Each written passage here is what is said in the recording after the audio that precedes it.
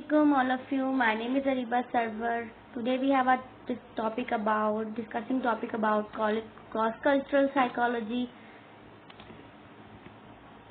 A brief history of cross-cultural psychology is a relatively new field descended from scientific journal psychology. It is also a part of intellectual traditions rooted mainly in Europe and develop primarily in United state. Cross cultural psychology जो है वो एक scientific ऐसी study है जो कि psychology में जो है वो बनाई गई, जिसमें तमाम तर इंटेलेक्चुअल ट्रेडिशंस को जो है वो अटैच किया गया.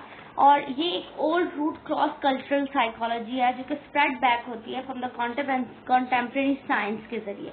इसमें beyond historical links and general psychology, cross cultural psychology जो है वो drives in diverse influence including the originates of discipline of anthropology, physiology, sociology, history and political science को जो है वो आपस में लिंक करती है. और इसमें जो है वो ये यूनाइटेड स्टेट्स में जो है वो डिवेल्प हुई थी और ये मेनली रूटेड जो है वो यूरोप से है. What is culture?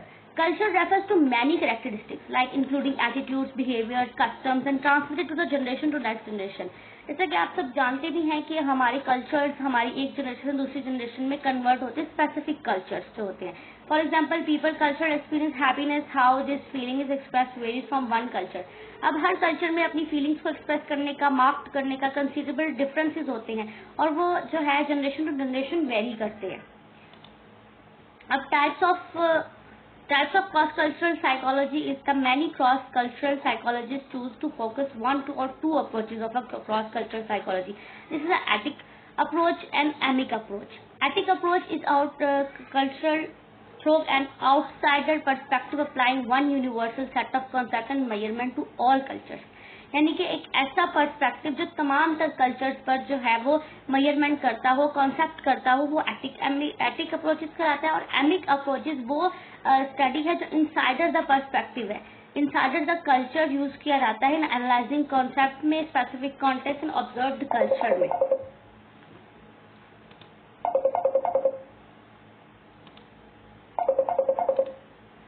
Emotions next है topics in cross cultural psychology. तो इसमें डिफरेंट टाइप ऑफ टॉपिक्स हैं जैसे कि emotions, language acquisition, child development and personality, social behaviour and family relationships. Now we are discussing about the emotions. Emotion is the seek of understanding of peoples of emotional expressions in are universal. जितने भी emotional expressions होते हैं वो universal होते हैं. Language acquisition जो है वो डिफरेंट करती है culture to culture. Throughout every culture में जो है लैंग्वेज वो डिफरेंट एक्सप्लोजर में जो है वो डिवेल्प की गई. Child development, the topic इंस्टिगेट्स that how culture affects child development. Different culture के प्रैक्टिसेस जो होते हैं वो डिफरेंट होते हैं. For example psychologist might investigate the child rearing practice differ in various cultures. इनकी सेल्फ एस्टीम अलग होती है, अचीवमेंट्स अलग होती हैं, सब्जेक्टिव वेल बींग्स अलग होती हैं चाइल्ड डेवलपमेंट में, अगर उनकी जो है वो डिफरेंट कल्चर से जो आते हैं. नेक्स्ट है पर्सनालिटी. अब हमारे पर्सनालिटी पर इसका क्या इन्फ्लुएंस पड़ता है. तमाम तर जो कल्चर्स हैं उनका हमारी पर्सनालिटी पर एक डिफरेंट जो है किस्म का इफेक्ट पड़ता है, इन्फ्लुएंस एक डिफरेंट होता है. अब सोशल बिहेवियर जो है वो कल्चरल नॉर्म्स और expectations can have a powerful effect on social behaviour which this topic seek to understand. यानी कि सोशल बिहेवियर भी sometimes some cultures of social behaviour भी डिफरेंट होते हैं, सम जो है वो एक जैसे होते हैं. And second, family and social relationships. Families and social relationships जो हैं वो काफ़ी इंटरपर्सनल रिलेशनशिप्स होते हैं जो कि इन्फ्लुएंस करते हैं, फेमिलियल होते हैं एक दूसरे के साथ, सोसाइटीज़ के साथ और कल्चर्स के साथ बहुत फेमिलियल होते हैं. नेक्स्ट है uses for cross cultural psychology. अब uses of cross cultural psychology जो है वो टचेस करता है wide range of topics of students interest. अब स्टूडेंट के इंटरेस्ट पर जो है वो करता है कि एक चाइल्ड साइकोलॉजिस्ट जो है वो चाइल्ड रेयरिंग में डिफरेंट कल्चर्स ऑफ इम्पैक्ट की डेवलपमेंट देखता है. फिर कुछ टीचर्स जो है वो सर्कुलेट डिजाइनर्स, जो है वो एजुकेटर्स और सर्कुलम डिज़ाइनर जो है वो multi cultural education lessons and materials पर जो है वो इस पर वर्क कर सकते हैं। इससे स्टूडेंट्स को लर्निंग अचीवमेंट्स और मोटिवेशन सभी प्रोवाइड की जाती है, सभी मिलती है कि वो डिफरेंट कल्चर से डिफरेंट चीज़ें सीख सकते हैं, डिफरेंट चीज़ें जो है टीचर्स उन्हें एजुकेट कर सकते हैं, क्योंकि हर कल्चर का पर्सपेक्टिव जो होता है वो काफ़ी डिफरेंट होता है। Impact of cross-cultural psychology.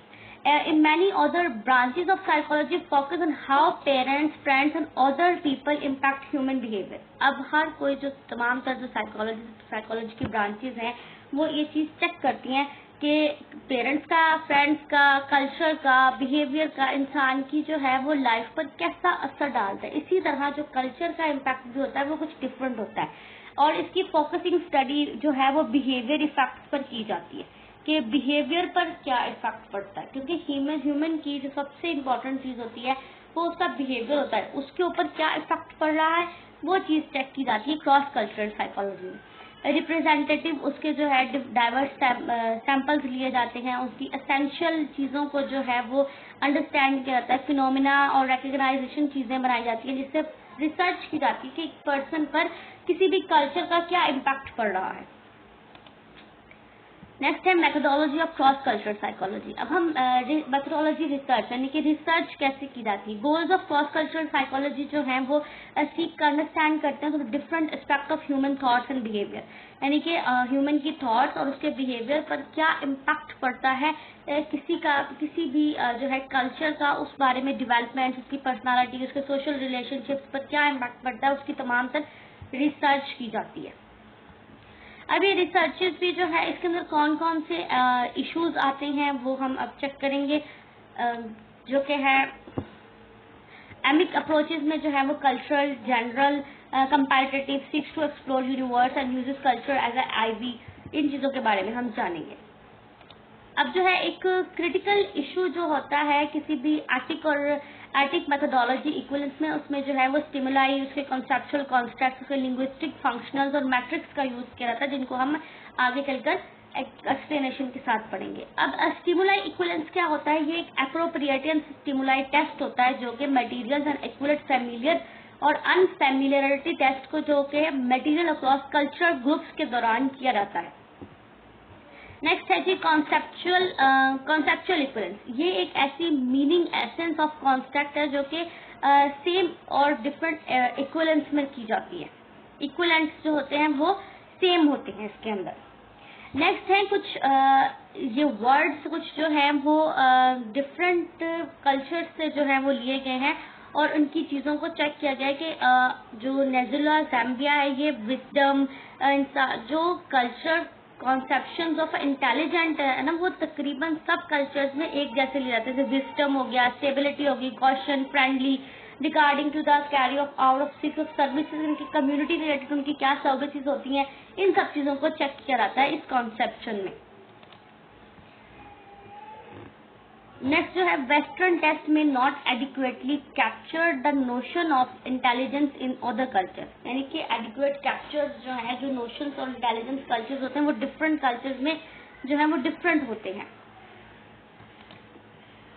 अच्छा, लिंग्विस्टिक इक्विवेलेंस जो है वो एप्रोप्रिएट ट्रांसलेशन मटेरियल है जो कि equivalence of meaning relates both stimuli में भी और कॉन्सेप्चुअल इक्विवेलेंस दोनों में जो है उनको मटेरियल को ट्रांसलेट करने के लिए लिंग्विस्टिक इक्विवेलेंस का यूज किया जाता है।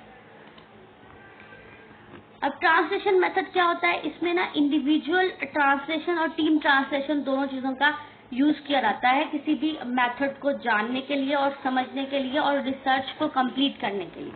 अब इसमें फंक्शनल इक्विवेलेंस आते हैं जिसमें बिहेवियर को प्रोसेस और कंपेयर किया जाता है विद फंक्शनल अक्रॉस कल्चर्स, यानी कि तमाम जो है सेम और वेरी सिमिलर जितने भी जो है बिहेवियर्स, एग्जिस्टिंग बिहेवियर्स होते हैं उन्हें कंपेयर किया जाता है सेम और वेरी सिमिलर फंक्शंस के साथ तमाम सब कल्चर्स में। नेक्स्ट है मैट्रिक इक्विवेलेंस जो है वो कोहेरेंट साइकोमेट्रिक प्रॉपर्टीज होती हैं जो कि टू और more sets of data of different culture groups में से ली जाती हैं। इसमें स्केलर इक्विवेलेंस का यूज किया जाता है जिससे डिफरेंट कल्चर से जो है वो मैट्रिक्स इकट्ठा करके उनकी जो है वो साइकोमेट्रिक्स बनाई जाती है। नेक्स्ट है हमारा मैट्रिक कंसिडरेशन। अब हमारी मैट्रिक कंसिडरेशन क्या होती है? जब हम किसी भी जो है वो किसी भी मैट्रिक्स को कलेक्ट करते हैं तो reliability, validity, factor structure, coefficient of covariance, scalar equivalence, item response and theory standardisation, ये तमाम चीजें हम चेक करते हैं किसी भी जब हम रिसर्च के लिए मैट्रिक्स को कलेक्ट करते हैं। अब एमिक अप्रोचेज जो है वो कल्चरल कंसिडरेशन है जो कि अनफोल्ड किए जाते हैं इंडिजियस कल्चर ऑफ साइकोलॉजी के अंदर, स्पेसिफिक कल्चर के लिए यूज किया जाता है। अब एमिक जो है इसमें क्रिटिकल इशू जो आता है, ये एक सेंसिटिव जो है appropriate methodology of specific culture कौन सा, किसी भी स्पेसिफिक ऑफ कल्चर के लिए यूज की जाती है, किसी खास कल्चर के लिए। तमाम तर कल्चर्स में यूज नहीं की जाती, एक एक कल्चर में यूज की जाती है। नेक्स्ट है sample selection. Sample selection is that के जो हम किसी भी रिसर्च को लेते हैं तो हम उस पर कौन सा सैंपल कलेक्ट करते हैं। इसमें जो स्ट्रैटेजी जो दी गई वो कन्वेंस ऑफ सैम्पलिंग है, जिसमें हम चूज करते हैं जो प्रोफेशनल्स थे, जो रिसर्चर्स थे, जो साइकोलॉजिस्ट थे, जो जब ये क्रॉस कल्चरल साइकोलॉजी बनाई गई और उन्होंने अपनी कंट्री में अपने प्रोफेशनल्स को ही as a sample first time select किया था। वन स्ट्रैटेजी उनकी ये थी कि अपने आसपास के लोगों को ही जिन्हें अप्रोच करना भी इजी होता है उन्हें ही जो है सैंपल के तौर पर सिलेक्ट किया था। Second type of selection of sample उन्होंने सिस्टमैटिक यूज किया था। सिस्टमैटिक जो है वो सैंपलिंग की थी। Psychologist selected national and ethic samples, यानी कि नेशनल और एथिक सैंपल्स को यूज करके उन्होंने थ्योरी और थ्योरेटिकल अजम्पशंस के तौर पर सैंपल्स लेकर उनको सिलेक्ट किया, उनको रिप्रेजेंट किया, उन पर डिफरेंट कस्टम्स को उनके ऊपर जो है वो प्रैक्टिस किया था। Second type of sample strategy ये यूज की जा सकती है कि आप अपने जो है वो जो नेशनल और एथिक सैंपल्स होते हैं उन्हें यूज करके थ्योरेटिकल और थ्योरी अजम्पशंस के जरिए जो है वो चीजों को सेट कर सकते हैं। Third sampling strategy is that के इसमें जो है थर्ड सैम्पलिंग स्ट्रैटेजी में रैंडम सैम्पलिंग की जाती है, यानी कि एक लार्ज सैंपल ऑफ कंट्री ले ली जाती है किसी भी एक प्लेस पर और उसके अंदर से डिफरेंट ऑफ ग्रुप्स लेकर उनको सिलेक्ट करके उन पर रिसर्च सैंपल का वर्क किया जाता है। रिसर्च सैंपल मीन्स मतलब उनके ऊपर डिफरेंट स्केलर्स का यूज कर सकते हैं और रिसर्च की जितनी भी थ्योरीज और प्रॉपर्टीज होती है उनका यूज करके उनके ऊपर रिसर्च की जा सकती है। That is from my side, it's theory of about cross cultural psychology. I hope you like it. Thank you so much.